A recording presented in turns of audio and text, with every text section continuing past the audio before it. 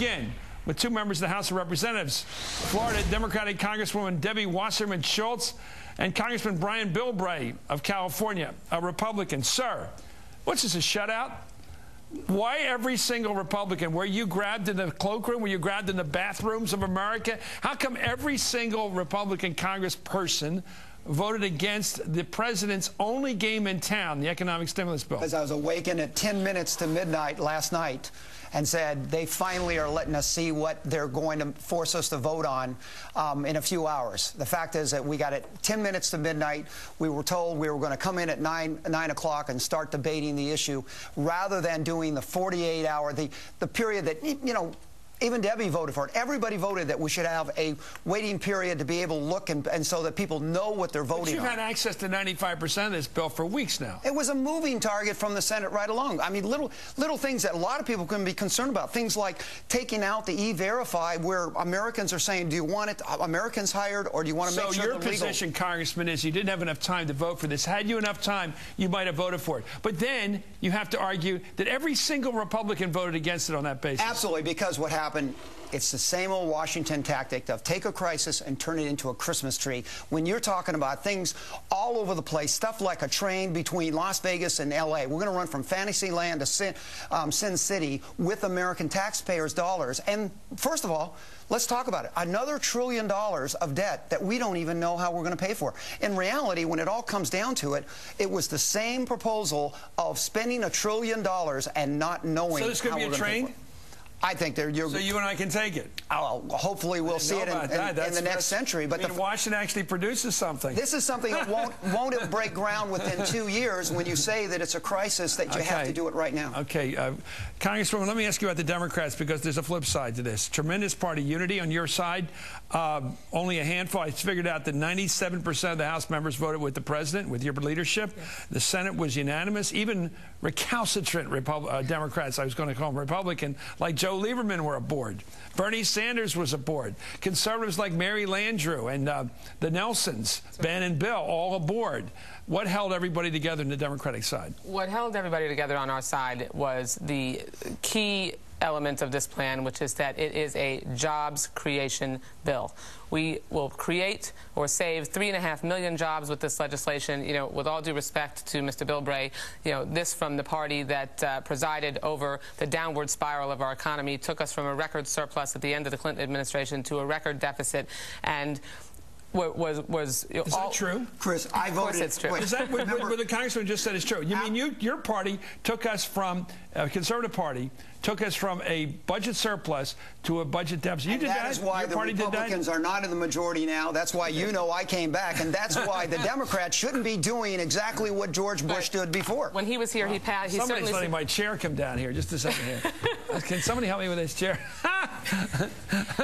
But Chris, just go ahead. We're looking at another $1 trillion debt being put on with the new administration, adding on to what the old administration did, and neither one of them know how they're going to pay for it. You didn't support the tax cuts for the wealthiest 1%. I did not. You voted for tax cuts time and excuse again. me. I was not in Congress at the time those proposals were coming in. When you were campaigning for re-election to this office, you didn't. I do not support the expansion of taxes during an economic time, and I don't talk about expanding government funding. $12 billion a month on a misguided war in Iraq that the American people don't support. I supported the troops who I sent, along with the great majority of Democrats. Well, now it's time to support the American people. The Republicans, the party of fiscal responsibility, had none when they were in power.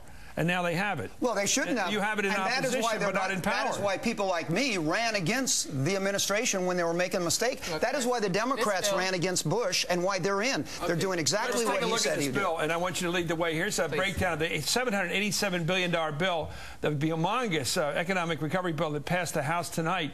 Today's Wall Street Journal, 24% is for government spending on energy, roads, bridges, infrastructure, and other projects.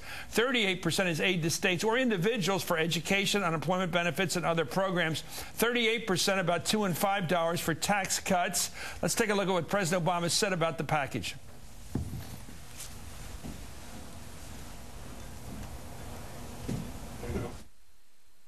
To truly address this crisis, we will also need to address the crisis in our financial sector to get credit flowing again to families and businesses.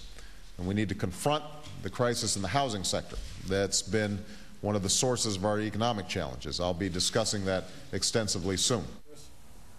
Well, that's him talking about what's to come. So now that you've sold this, and you've bought it, I should say, the Democratic members have passed it. You guys are betting on failure here, right? Oh, we hope it doesn't. Oh, you do hope it doesn't? Okay. We hope it works. So if the economy turns around the next year... My God, you got to remember, our grandchildren... You're going to say, I was wrong, he was right. I would hope that, but I will say this.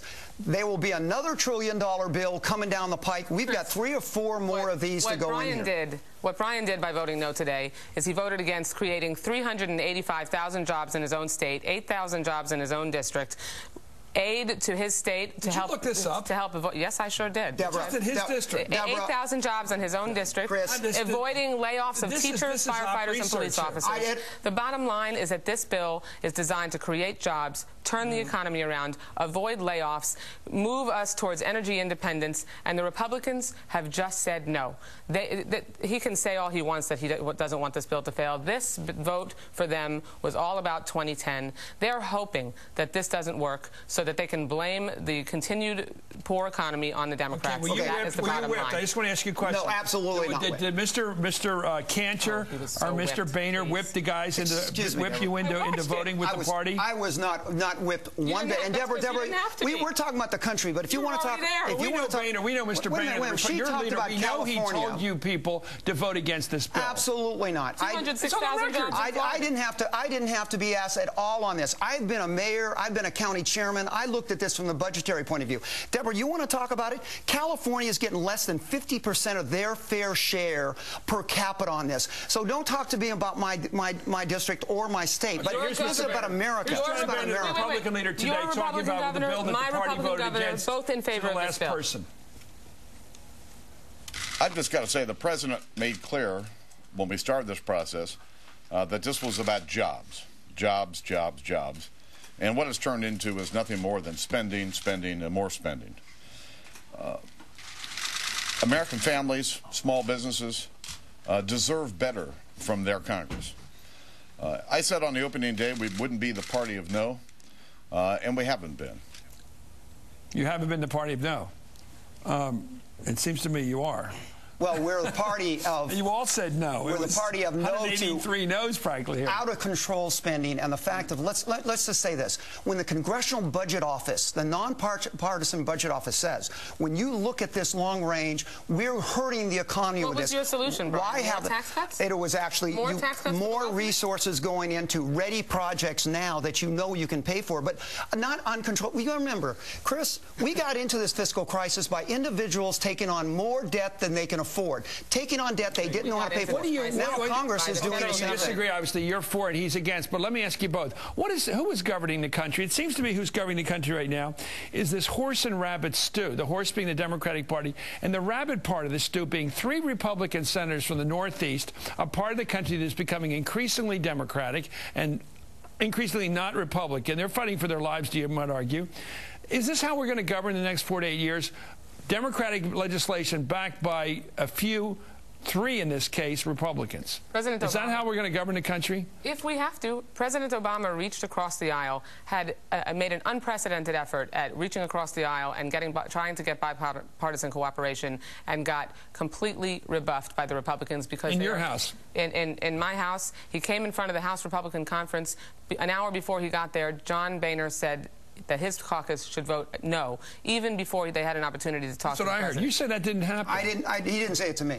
Oh, okay. He said it to everybody else. I'm just in saying the president said to us, and I'll tell you something. I said one thing to him. He said, there are no long-term commitments in this bill. I said, major increases in Medicare is no longer a long-term commitment. There are all kinds of long-term commitments here that are not being talked about.